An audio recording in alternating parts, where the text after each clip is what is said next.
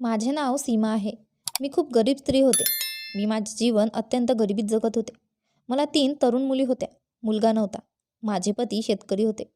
माझ्या पतीला कॅन्सरसारख्या घातक आजाराने ग्रासले होते. वेळेवर उपचार न मिळाल्याने माझे पती हे जग सोडून गेले.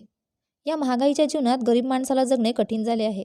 महागाई वाढत आहे. आम्ही भाड्याच्या घरात राहत होतो. घरमालक आम्हाला धमक्या देत राहिला. जर तू भाडे दिले नाहीस तर तुला घरातून हकलून देईल. मला तरुण मुली होत्या. मी माझ्या मुलींना घेऊन कुठे जाऊ? मी लोकांच्या घरी झाडू पोछा करत असे आणि अशा प्रकारे मी माझ्या मुलींना आधार देत होते. मी इतकी गरीब होते की आजपर्यंत मी माझ्या मुलींसाठी एक खिळाही वाचवला नाही. मला माझ्या मुलींची काळजी वाटत होती. संपूर्ण आयुष्य गरिबीत घालवले होते. आजकाल महागाई इतकी वाढली आहे की घर खर्च भागवणे कठीण झाले होते. वीज बिल आणि जेवणाचा खर्च खूप मोठा होता. घरी वारंवार बजेट मोडून काही लोक डोके धरून बसतात. मी पण अशा लोकांपैकी एक होते. मी मनापासून मेहनत करायचे, पण तरीही सर्व काही महाग होते. घरखर्च भागवता येत नव्हता. माझ्या मुलींचे कसे होईल याची मला खूप काळजी वाटत होती. माझ्या मुलींना शिक्षण देण्यासाठी माझ्याकडे पुरेसे पैसे नसल्याने माझ्या मुलींना शिक्षणही मिळाले नाही. धाकट्या मुलीला शिक्षण दिले. तिला त्याची खूप आवड होती म्हणून तिला सरकारी शाळेत प्रवेश मिळवून दिला. घराचे भाडे भरून 5 महिने झाले होते. घरमालक रोज घरात येऊन आवाज करत असे आणि या वाढत्या महागाईच्या काळात घरमालकाने घराचे भाडे वाढवले होते आणि त्यावर लाईट बिल देखील वाढले. माझी मोठी मुलगी तरुण होती आणि बाकीच्या 2 मुली लहान होत्या. माझ्या 3 मुली घरी राहत होत्या आणि घरातील कामे सांभाळत होत्या. इतका तणाव असल्याने मी घरात पैसे आणण्यासाठी कधीच माझ्या मुलींची मदत घेतली नाही. घरात पैसे आणण्यासाठी मी कोणतेही काम करत होती, परंतु आपल्या मुलींना कोणतेही कामाला लावले नाही. माझ्या मुली कधीच घराबाहेर पडल्या नाही. माझ्या मुलींमध्ये इतका संयम होता की त्यांनी त्यांच्या आईकडे कधीच काही मागितले नाही, कारण त्यांना आमच्या घरची परिस्थिती चांगलीच माहीत होती. माझी मोठी मुलगीही म्हणायची, आई मीही झाडू भांडी धुतले तर मला जास्त पैसे मिळू लागतील. पण मी माझ्या मुलीला साफ नकार दिला. मी मरेन पण तुम्हा लोकांना काम कधीच करू देणार नाही. परिस्थिती कशीही असली तर मी स्वतः पैसे आणेन. माझ्यात इतकं धाडस होतं की मी प्रत्येक घरात जाऊन काम करायची. मी दिवसभर आणि कधीकधी लग्नाच्या निमित्ताने कोणाच्या तरी घरी रात्रभर काम करायची. इकडे घरमालक रोज घरात येऊन आवाज करत असे. शेवटी माझ्याकडे एवढे पैसे कुठून येणार?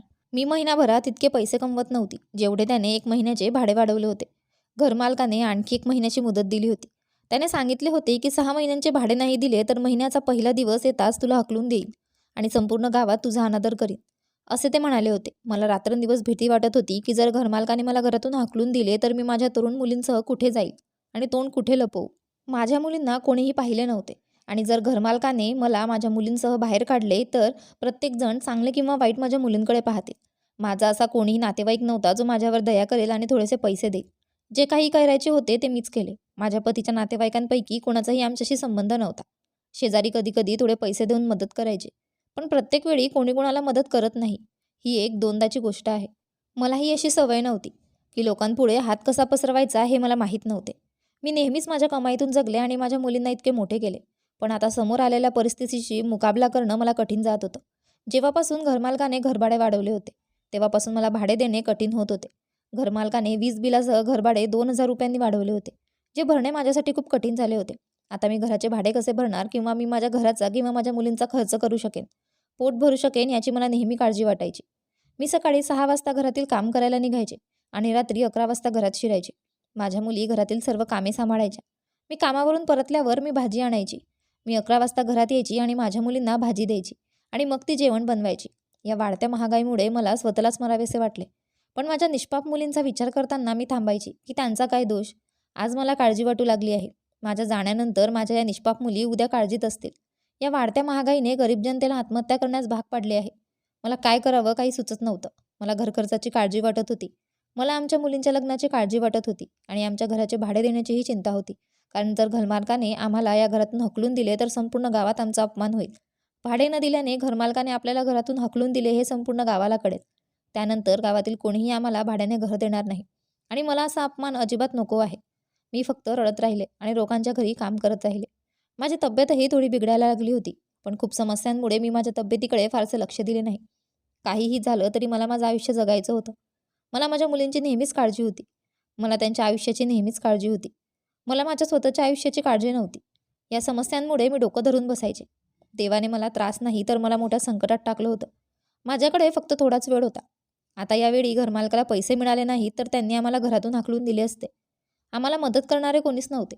गावातील लोक खूप त्रासात राहू लागले होते आणि सर्वात वाईट जीवन आमच्या गावातील गरीब लोकांचे होते, ज्यांना या गावात समजून घेणारे कोणी नव्हते. गावातच नाही तर साऱ्या जगात कोणी नव्हतं.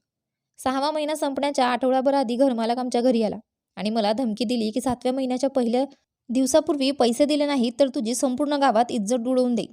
तुम्हाला या घरात किंवा गावातल्या इतर कोणत्याही घरात राहता येणार नाही.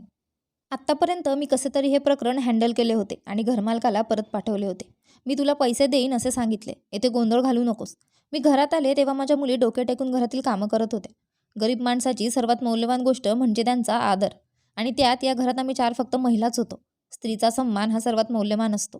मी इतकी चिंतित होते की माझ्या मुलींचे चेहरे पाहून मला दया येऊ लागली आणि मी बसून विचार करायचे की काय करावे जेणेकरून मला पैसे मिळतील आणि या घराचे भाडे मी देईल. मला या घराचे छप्पर माझ्या डोक्यावरून जाऊ द्यायचे नव्हते. मी माझ्या मुलींकडे बघत अनेक गोष्टींचा विचार करत होते.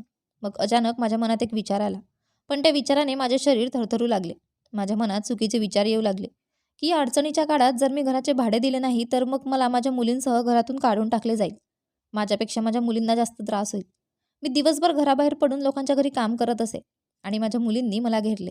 मी माझ्या नवऱ्याला आठवून रडत होती की आज माझे पती हयात असते तर आमच्यावर अशी कठीण वेळ कधीच आली नसती. माझ्या मुलींना परिस्थिती बिकट होताना दिसली की त्यांनाही ताण यायचा. मी माझ्या मुलींना सांगायचे की मी काही होऊ देणार नाही. देव एक दिवस सर्व काही ठीक करेल. माझ्या मोठ्या मुलीने जेवायला बोलावले तेव्हा मी माझ्या मुलींसोबत जेवायला बसले. माझी धाकटी मुलगी सरकारी शाळेत शिकत होती. तिने मला काही प्रती आणण्यासाठी मागणी केली. दर महिन्याला तिच्या कॉपी पेन्सिलचा खर्च माझ्या डोक्यावर टांगत होता. मी तिला समजावून सांगितले की मी लवकरच तिची वही घेऊन येईन. घरात रेशन नव्हते. रोज मी 10-20 रुपयाची वस्तू घेऊन आपल्या मुलींना द्यायची आणि मग ती जेवण बनवायची. मी हे सर्व कसे तरी करत होती. मी माझ्या मुलींच्याही सर्व मागण्या पूर्ण केल्या असत्या जर मला घरभाडे द्यावे लागले नसते आणि माझ्या मुलींच्या इच्छाही पूर्ण झाल्या असत्या. मी माझ्या मुलींचा पुन्हा पुन्हा विचार करायची की मी अशी कशी आई आहे जिने माझ्या मुलींना मागणी केल्यावर त्यांचे सांत्वन केले. त्यांच्या मागण्या कधीच पूर्ण केल्या नाहीत. गरिबीमुळे मी माझ्या मुलींना शिक्षणही दिले नाही. पण माझी थोरली मुलगी शिकली असती तर आज ती मला आधार देऊ शकली असती आणि तिला नोकरी मिळाली असती. आता माझ्या मुली शिकलेल्या नव्हता. तेव्हा माझ्यासारखे फक्त लोकांच्या घरी जाऊन भांडी घासण्याचे काम त्या करू शकत होत्या आणि अशी नोकरी मी मजबुरीने करत होती. मी जे काही सहन करत होते ते माझ्या मुलींनी सहन करावं असं मला कधीच वाटलं नाही. आजकाल आदर आणि सभ्यतेने जीवन जगणे हे चालकांचे काम आहे. गरीब माणसाला काय मिळते? काही पालक असे असतात जे स्वतःचा जीव घेऊन या खडतर जीवनातून मुक्त होतात. पाहिले तर आपले जीवनच आपल्याला वाईट गोष्टी करायला भाग पाडत असते. माझ्या मनाने मला पूर्णपणे फसवले होते आणि मी एक कमकुवत मनाची स्त्री होते जी त्याच्या प्रभावाखाली आली होती. आता माझी ही मजबुरी संपवण्यासाठी मी इतकी मोठी चूक करणार होते की मी त्याचा आयुष्यात कधीच विचार केला नव्हता. माझ्या मुलींनी माझ्या चुका ऐकल्या असत्या तर कदाचित त्याने जिवंतपणेच मेल्या असत्या. सर्व कामं उरकून माझ्या मुली त्यांच्या खोलीत गेल्या. पलंगावर पडल्या आणि झोपल्या. आणि झोपण्याऐवजी मी ते सर्व गाढ झोपेत जाण्याची वाट पाहू लागले. आणि जेव्हा ते झोपी गेली तेव्हा मी शांतपणे माझ्या सर्वात लहान मुलीच्या जवळ गेले. तिचे वय 15 वर्ष होते. मी हळूच माझ्या मुलीला उठवले. जाग आल्यावर ती माझ्याकडे प्रश्नार्थक नजरेने पाहू लागली. मी दूर पाहिलं आणि माझ्या मुलीला म्हणाले, मला काही काम आहे. तू माझ्यासोबत येशील का? मला खूप महत्त्वाचे काम आहे. मी तुझ्या बहिणींना घेऊन जाऊ शकत नाही. तू माझ्यासोबत चल. बिचारी मुलगी डोळे चोळत उभी राहिली आणि माझ्यासोबत जायला तयार झाली. कधी मी तिला झोपायला सांगायचे तर कधी मी तिला माझ्यासोबत यायला सांगायचे. काय करावे मला समजत नव्हते. या क्षणी मी मोठे धैर्य दाखवले आणि माझ्या मुलीसह घर सोडले. जास्त वेळ गेला नव्हता. रात्रीचे फक्त 12 वाजले होते. मी रिक्षात बसले आणि माझ्या मुलीसह वेश्यागृहात गेले. मी माझ्या मुलीला एका रात्रीसाठी 20,000 रुपयांना वेश्यालयातील महिलेला विकले. कारण मला खूप पैशांची गरज होती. मला इतके पैसे मिळाले तर मग माझी सगळी कर्ज फेडली गेली असती. मी कुणाचीही ऋणी राहिले नसते. मी माझ्या मुलीला एका रात्रीसाठी वेश्यागृहातील मोलकरणीच्या स्वाधीन केले. तेव्हा माझ्या मुलीने माझ्याकडे आश्चर्याने पाहिले. मी बाजूला बघत होते. एकीकडे मला माझी गरिबी आठवत होती तर दुसरीकडे मला माझ्या मुलीची असहाय्यता आठवत होती. मला स्वतःचीच लाज वाटत होती की मी माझ्या मुलीसोबत हे सर्व करत आहे. शेवटी एक आई आपल्या मुलीचे आयुष्य कसे उद्ध्वस्त करू शकते? माझ्या मुलीच्या डोळ्यात अश्रू आले. ती लहान आणि 15 वर्षांची होती पण ती खूप हुशार होती. ती कुठे आली होती हे तिला समजले होते. जी आई आपल्या मुलींना नेहमी लोकांपासून लपवून ठेवते आज ती स्वतःच तिच्या मुलीला या गर्दीच्या मध्यभागी बाजारपेठेत घेऊन आली होती. त्यावेळी माझ्या मुलीची काय अवस्था होती मला नीट समजत होते. माझ्या मुलीच्या घाबरलेल्या आणि त्रासलेल्या नजरेपासून माझे डोळे लपवत मी मागे वळू लागले. घरी आल्यावर मी रात्रभर तणावात होते. माझी धाकटी मुलगी खूप निरागस होती आणि घरी आल्यावर ती तिच्या मोठ्या बहिणींना काही बोलणार नाही याची मला खात्री होती. मी माझ्या नशिबावर खूप रडत होते. आज जर मला एवढ्या मोठ्या मजबुरीचा सामना करावा लागला नसता तर मला हे पाऊल उचलण्यास भाग पाडले गेले नसते. मी माझ्या मुलीला खूप मिस करत होते आणि सतत तिची काळजी करत होते. मी पुन्हा पुन्हा विचार करत होते की माझी मुलगी सकाळी घरी आल्यावर मी तिच्याकडे कसे पाहू शकेन. ती माझ्याबद्दल काय विचार करत असेल आणि यावेळी तिची अवस्था काय असेल कुणास ठाऊक. मी रडतच राहिले. मला मरावेसे वाटले. कारण लोकांनी माझे जीवन कठीण केले होते आणि मला माझ्या मुलींची खूप काळजी होती. मी माझ्या मुलींना असे असहाय्य सोडू शकत नाही. त्या आधीच लाचार होत्या. त्यांच्या आईनेही त्यांना या जगात एकटे सोडले तर माझ्या मुलींचे काय होईल हे कोणाला समजेल. या परिस्थितीत मी काय केले असते? तर मी स्वतःलाही मारले असते. माझ्या जाण्याने प्रश्न सुटला नसता, पण माझ्या मुली आणखीनच अडचणीत आल्या असत्या. त्यांना भाऊ आणि वडील नव्हते. घरात मी एकटीच कमावणारी होते. माझ्या मुलींचे आयुष्य उद्ध्वस्त करण्याऐवजी मला एकच मार्ग सापडला होता की मी माझ्या धाकट्या मुलीला एका रात्रीसाठी विकून टाकेल, जेणेकरून मला थोडे पैसे मिळतील आणि सर्व काही ठीक होईल. मला हवे असते तर मी माझे शरीरही विकू शकले असते. आजकाल जग सौंदर्याच्या मागे लागले आहे. मी सुंदर नव्हते आणि माझे वयही खूप होते. मी वार्धक्यातून जात होते. माझ्या मुली त्यांच्या वडिलांवर दिसत होत्या. माझा नवरा खूप देखणा माणूस होता. माझ्याकडे दुसरा पर्याय नव्हता. रात्रभर मी आपल्या मुलीचा विचार करत राहिली. मी माझ्या मुलीचा विचार करत असतानाच सकाळी दिवस उजाडला आणि मग अचानक दारावर थाप पडली. कोणीतरी दार वाजवू लागलं. मी माझे डोळे घाबरून उघडले. पाहिलं तर सकाळचे 7 वाजले होते. माझी मुलगी परत आली असावी असा विचार करून मी घाबरून पटकन दाराकडे गेले आणि तो उघडला. पण दार उघडताच जे दिसले त्यामुळे मी अवाक झाले. कारण कुंटणखाण्यातील एक बाई ही माझ्या मुलीसोबत आली होती आणि तिच्याकडे पैशांची बॅगही होती. मी या बाईकडे डोळे विस्फारून पाहू लागले. माझ्या दोन्ही मुलींनाही जाग आली होती आणि त्याही दारात आल्या होत्या. ही बाई बघून माझ्या मुली ओळखायचा प्रयत्न करत होत्या की ती कोण. गावातील लोक या कुंटणखाण्यातील बाईला चांगलेच ओळखत होते. गावातील कोणत्याही व्यक्तीने या महिलेला पाहून माझ्याबद्दल वाईट विचार करावा असे मला वाटत नव्हते. पैसे देऊन आणि माझी मुलगी माझ्या स्वाधीन करून ती महिला निघून गेल्यावर मी सुटकेचा निश्वास सोडला. मला माझ्या मुलीकडे बघून खूप लाज वाटत होती. माझी मुलगी घराच्या आत धावत आली. पण ही बाई कोण हे विचारायची माझ्या मोठ्या मुलीची हिंमत झाली नाही. माझ्याकडून काय चूक झाली या विचाराने पुन्हा पुन्हा माझ्या डोळ्यातून अश्रू येत होते. माझ्या लक्षात आले की माझी मुलगी खूप शांत होती. मी आज कामावर गेले नाही कारण मला घरमालकाला पैसे द्यायचे होते. आज 7व्या महिन्याची पहिली तारीख होती आणि मला संपूर्ण 7 महिन्यांचे भाडे भरायचे होते. अगदी 12 वाजता घरमालक आले होते. पैसे घेऊन तो निघून गेला. माझ्या लक्षात आले की माझी मुलगी खूप शांत होती. मी तिच्याशी डोळा संपर्क करू शकले नाही. मी इतकी असहाय्य होते की मी माझ्या मुलीचा करार केला होता. एका रात्रीसाठी तिला पैशांसाठी विकले होते. माझी धाकटी मुलगी तिच्या 2 बहिणींना काहीतरी सांगेल आणि त्यांना हे कळलं तर त्या माझ्यावर रागावतील असं मला वाटत होतं. नुसता रागच नाही तर खूप वाईटसुद्धा बोलतील. पण मला आश्चर्य वाटलं जेव्हा पूर्ण दिवस निघून गेला तरी माझ्या मुली मला काहीच बोलल्या नाहीत. पण घरची कामे शांतपणे करत राहिल्या. मी माझ्या धाकट्या मुलीला पाहिले तर ती तिच्या खोलीच्या एका बाजूला बसली होती. माझ्या मुलीला पाहून माझ्या मनाला खूप भीती वाटू लागली. माझ्या गरीब मुलीला काय त्रास झाला हे मला माहीत नाही. कोणत्या बदमाशने तिच्यावर अन्याय केला असेल कुणास ठाऊक. मला माहीत होतं की ही रात्र आयुष्यात ती कधीच विसरू शकणार नाही आणि कदाचित हे दुःख सहन करत ती वेडी होईल. मी अशी कोणती आई आहे जिने स्वतःचे सुख आणि सहजता शोधली आणि माझ्या निरागस मुलीचा अजिबात विचार केला नाही. आदल्या रात्री केलेल्या माझ्या कृतीमुळे मला खूप राग येत होता. खरं तर काल रात्री मी एका मोठ्या घरातून कामावरून परतत असताना वाटेत एक बाई भेटली होती. ही तीच महिला होती जी कुंटणखाण्याची मालकीण होती. तिने मला एवढ्या रात्री उशिरा काम करण्याचे कारण विचारले आणि मी एवढ्या रात्री रस्त्याच्या कडेला काय करते आहे हे देखील विचारले. मी तिला माझी अडचण सांगितल्यावर तिने मला या गावातल्या सगळ्यात मोठ्या वेश्यालयाचा मालकीण असल्याचं सांगितलं. जर तुला मुलगी असेल तर तुमच्या एका मुलीला माझ्याकडे एका रात्रीसाठी पाठवा. मी तुम्हाला संपूर्ण 2 लाख रुपये देईल. 2 लाख रुपये ऐकून मला आनंद झाला कारण या पैशातून माझ्या सर्व गरजा पूर्ण होणार होत्या. मला तिचे म्हणणे मान्य करून पैशांची व्यवस्था करायची होती आणि या व्यवस्थेसाठी मी माझी स्वतःची धाकटी मुलगी पूर्णपणे निर्दोष असलेली या महिलेच्या स्वाधीन केली. आई असल्याने मी माझ्या निरागस लहान मुलीला त्या लोकांच्या स्वाधीन केले आहे असा विचार मी करत होते. मला खात्री होती की माझी धाकटी मुलगी मोठ्या 2 मुलींपेक्षा खूपच सुंदर आहे. जेव्हा ती वेश्यागृहात जाईल तेव्हा त्या बाईला ती खूप आवडेल आणि ती तिला नक्कीच आपल्याजवळ ठेवेल. आणि अशा प्रकारे मी माझी मुलगी विकली. तर माझ्या विचारानुसार कुंटणखाण्यातील बाईला पाहताच माझी मुलगी आवडली होती. पण रात्रीनंतर माझी मुलगी सकाळी घरी आली तेव्हा ती महिलाही तिच्यासोबत आमच्या घरी आली आणि पैसेही घेऊन आली. तिने मला आधीच काही पैसे दिले होते. त्या बाईची नजर माझ्या 2 मोठ्या मुलींवरही पडली होती आणि निघताना तिने मला सांगितले की जर पैशांची गरज असेल तर तुझ्या दोन्ही मोठ्या मुलींनाही माझ्याकडे पाठव.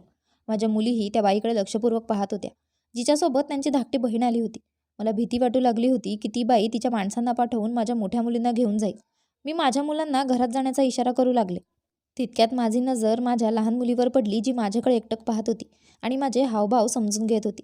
माझी धाकटी मुलगी मी या बाईच्या स्वाधीन केली असा विचार माझ्या मुलीला होत असावा आणि आता तिच्या बहिणी याच महिलेपासून स्वतःचा जीव वाचवण्याचा प्रयत्न करत आहेत.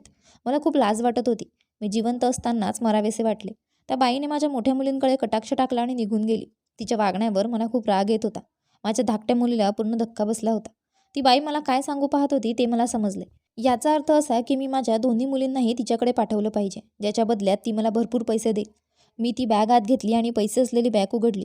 तेव्हा माझे डोळे मोठे झाले. त्या बॅगेत 2 लाख रुपयांपेक्षा जास्त पैसे होते. त्यापैकी 2,000 रुपये मी घरमालकाला दिले होते. हा पैसा मला माझा शत्रू वाटला, कारण या पैशामुळे गरीब माणूस अनेक गोष्टी करू शकतो.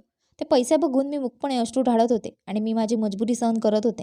आणि मला दया वाटत होती की आज जर माझ्याकडे ही मजबुरी नसती तर मी माझ्या तरुण मुलीला त्या दलदलीत कधीच ढकलले नसते. तर माझी मुलगी तिथून आल्यापासून तिला पूर्ण धक्का बसला होता. तिला कोणीतरी बोलायला मनाई केल्यासारखी ती प्रतिक्रिया देत होती. माझ्या मोठ्या मुलींनी मला विचारण्याचा खूप प्रयत्न केला की ती बाई कोण होती आणि त्यांची धाकटी बहीण त्या बाईसोबत का आणि कशी आली, पण माझ्याकडे उत्तर नव्हते. मी गप्प राहिले. माझ्या मौनाने पराभूत होऊन माझ्या मुलींनीही मला प्रश्न विचारला नाही. मी घरमालकाला 7 महिन्यांचे पूर्ण भाडे दिले होते आणि दुकानदाराचे उरलेले कर्जही मी त्याच्या दुकानात जाऊन फेडले होते.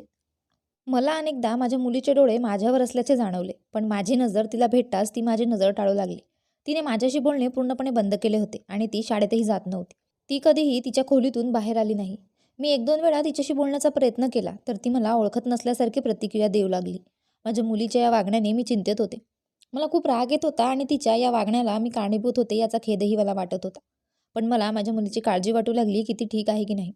असे होऊ शकते की ती आतून नैराश्याचे शिकार होत आहे, जे मला आधी समजायला हवे होते. माझी मुलगी त्या कुंटणखाण्यातील अनेक पुरुषांच्या ताब्यात गेली असावी हे मला आता समजले होते आणि त्यांच्या बळजबरीमुळे माझ्या मुलीची मानसिक स्थिती तिच्या नियंत्रणात नसावी.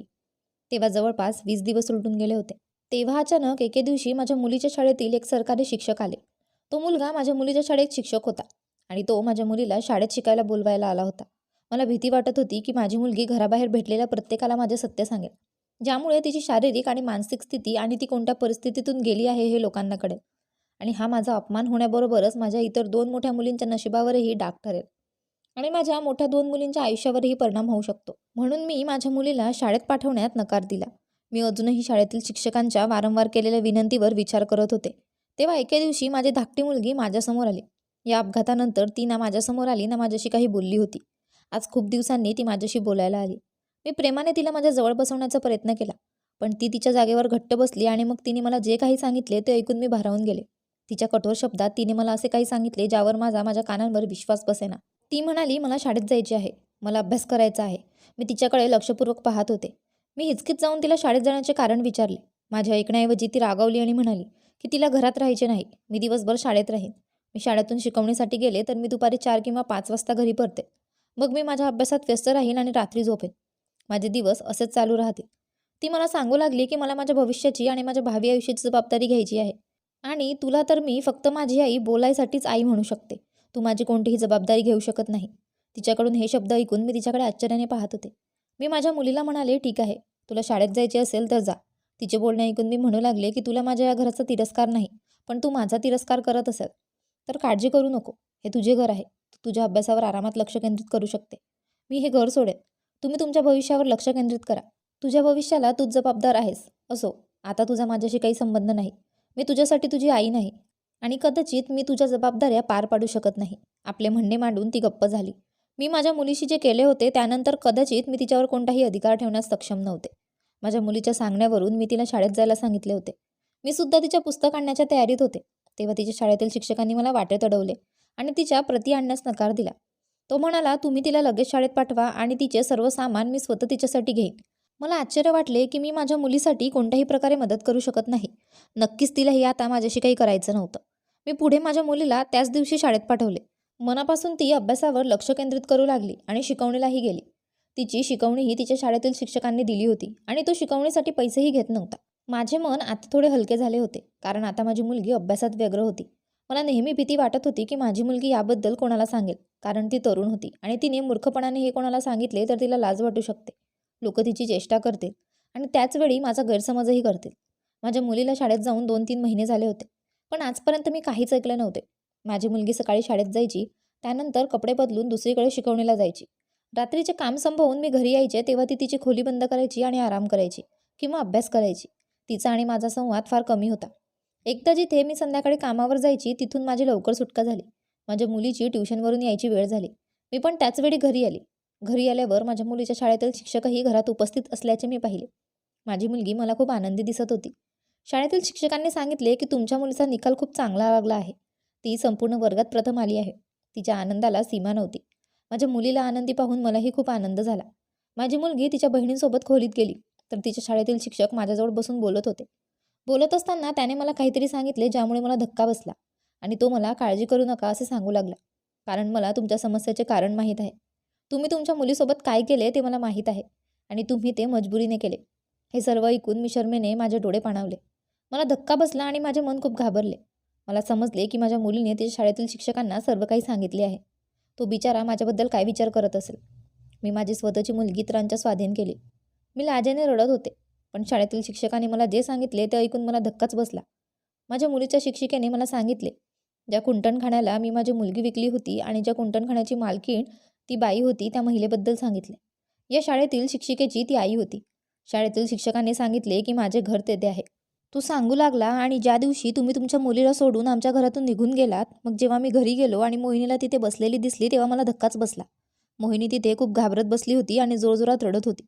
मी मोहिनीला विचारले, तू आमच्या घरी काय करतेस? माझी आई चुकीच्या गोष्टी करते हे मला माहीत आहे, पण माझी आईसुद्धा तुमच्यासारखीच एक असहाय्य स्त्री आहे. माझे वडील या जगात नव्हते. मला भाऊही नाही. त्यानंतरच माझ्या आईने हे काम सुरू केले. पण माझ्या आईच्या आत खूप चांगली स्त्री आहे. ती मुलींना नक्कीच विकत घेते, पण त्यांचा सन्मान कधीच कलंकित होऊ देत नाही. जेव्हा एखादा गरीब माणूस आपल्या मुलीला अशा शेतीसाठी विकतो, तेव्हा तो कोणत्या तरी मोठ्या मजबुरीखाली असावा. आपल्या मुलीला या नरकात ढकलण्यात कोणालाच रस नाही. माझ्या आईकडे ज्या मुली येतात त्यांना ती चांगले शिक्षण देते आणि त्यांची जबाबदारी स्वतः घेते. मोठ्या सर्व मुली आमच्या शाळेत शिक्षिका होतात किंवा ज्या मुली शिकलेल्या नाहीत त्या आमच्या शाळेतून शिक्षण घेतात. मोहिनीला पाहताच मी आईला म्हणालो की तिची आई खूप त्रासात असेल म्हणूनच तिने तिला इथे सोडले. मी माझ्या आईला पण सांगितले होते की ही माझ्या शाळेत शिकते आहे. माझी आई म्हणाली, काळजी करू नको बेटा. तुला माहीत आहे आजपर्यंत तुझ्या आईने कोणत्याही मुलीवर अन्याय केलेला नाही. आमचं घर नावाची कोठी आहे, पण आपण मुलीच्या इज्जतीशी खेळत नाही. माझे वडील सरकारी शाळेत शिक्षक होते. मी माझ्या वडिलांची शाळा सांभाळत आहे, पण माझे वडील वारल्यानंतर आम्हाला अनेक समस्यांचा सामना करावा लागला आहे. माझ्या आईने रात्रभर तुमच्या मुलीची काळजी घेतली, तिच्यावर तिच्या स्वतःच्या मुलीसारखे प्रेम केले आणि सकाळी तिला सोडण्यासाठी ती तुमच्या घरी आली आणि तिने तुम्हाला 2 लाखांहून अधिक पैसे दिले, जेणेकरून तुमच्या सर्व गरजा पूर्ण व्हाव्यात. मी मोहिनीला माझ्या घरी विचारले, तू इथे कशी आलीस? तर तिने मला सर्व काही सांगितले. हे ऐकून मला खूप वाईट वाटले. एक आई आपल्या मुलीला कशी सोडून जाऊ शकते? पण मला आणि माझ्या आईला चांगलेच समजले होते की तुमची काहीतरी मजबुरी असावी, म्हणून तुम्ही मुलीला आमच्या घरी सोडले. तुमच्याच नाही तर असे अनेक लोक आमच्या घरी येतात, जे मुलींना पळवून नेतात आणि आमच्याकडे पाठवतात. ज्या मुलींचा ठावठिकाणा सापडत नाही अशा मुलींना आम्ही आमच्या शाळेत नोकरी देतो, ज्यामुळे त्या मुलींचे आयुष्य सुधारते, आणि जे सापडतात त्यांना त्यांच्या पालकांकडे पाठवले जाते. माझ्या आईने मला सांगितले की या मुलीची आई तिला इथे सोडून गेली आहे आणि सकाळी मला या मुलीला तिच्या घरी सोडायचे आहे आणि तिच्या आईला पैसेही द्यायचे आहेत. मग मला समजले आणि म्हणून मी माझ्या आईसोबत मोहिनीकडे गेलो. मी दारापासून काही अंतरावर उभा होतो आणि माझी आई तुमच्या मुलीला घेऊन दारात आली होती. हे सर्व ऐकून मला धक्काच बसला. माझी मुलगी चांगल्या लोकांकडे गेली होती याबद्दल मी देवाचे आभार मानले. ती चुकीच्या लोकांकडे गेली असती तर माझ्या मुलीचे आयुष्य उद्ध्वस्त झाले असते. मला माझ्या विचारांचा तिरस्कार वाटत होता. कुठेतरी बुडून मरावं असं वाटलं. जगात इतके चांगले लोक आहेत हे मला माहीत नव्हते. देवाचे आभार मानते की माझी मुलगी वाचली. शाळेतील शिक्षकांसमोर मला खूप लाज वाटत होती. मी त्यांच्यासमोर हात जोडून म्हणाले, तुमचे आणि तुमच्या आईचे खूप खूप आभार. मला मदत करण्याबरोबरच तुम्ही माझ्या मुलीची इज्जतही वाचवलीस. मी त्यांच्यासमोर हात जोडून डोके टेकून रडत होते. मी माझ्या मुलीला पळवून नेले याचे मला खूप वाईट वाटत होते. अशा मजबुरीने मी बुडायला हवे होते. मला परिस्थितीने मुलीचा व्यापार करण्यास भाग पाडले. माझ्या मुलीचा सौदा केल्याबद्दल मी तिची माफीही मागितली. मी फक्त हिंमत दाखवू शकले नाही. ही बाब माझ्या 2 मोठ्या मुलींच्याही लक्षात आली. मी त्यांची माफीही मागितली आणि म्हणाले की माझ्या आयुष्यात काहीही झाले तरी, कितीही अडचणी आल्या तरी मी माझ्या मुलींच्या सन्मानाला धक्का पोहोचू देणार नाही. मग मला स्वतःचा जीव का द्यावा लागला नाही तरी चालेल. शाळेतील शिक्षकांनी मला एका कामाबद्दल सांगितले. ते म्हणाले की तुम्ही आमच्या शाळेत साफसफाईचे काम करा. आमची एक सरकारी शाळा आहे जिथून तुम्हाला चांगले पैसे मिळतील आणि तुम्हाला घरोघरी जाऊन कामं करण्याची गरज नाही. तर तुम्ही एकाच ठिकाणी राहून काम करू शकता. आमच्या शाळेत काम केल्याने तुम्हाला जास्त पैसे मिळतील आणि त्याचबरोबर आम्ही तुम्हाला शाळेच्या मागे राहण्यासाठी एक लहान क्वार्टर देखील देऊ, जिथे तुम्ही तुमच्या मुलींसोबत सन्मानाने राहू शकता. त्यासाठी भाडेही दिले जाणार नाही. एकीकडे तुम्ही भाडे देत आहात आणि दुसरीकडे तुम्हाला कोणतेही भाडे द्यावे लागणार नाही आणि तुम्हाला दरमहा 7,000 रुपये पगार दिला जाईल, जेणेकरून तुमचा महिना आरामात जाईल आणि सरकारकडून जी काही मदत येईल ती दिली जाईल.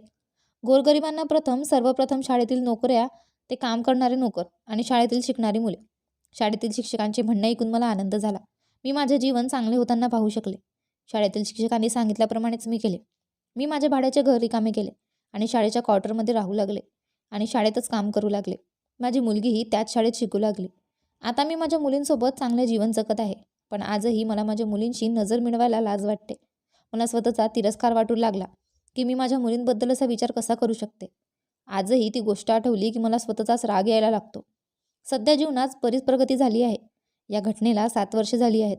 मी माझ्या मोठ्या मुलीचे लग्न केले आहे आणि माझी धाकटी मुलगी अजूनही शाळेत शिकत आहे. अजून 1 वर्षांचा अभ्यास पूर्ण करून तिला या शाळेत नोकरी मिळणार असल्याचं ऐकिवात आहे. ही शाळा गावातील सर्वात प्रसिद्ध शाळा आहे. या शाळेत दूरदूरवरून मुले शिकण्यासाठी येतात. गरिबीमुळे माणूस काय करू शकत नाही.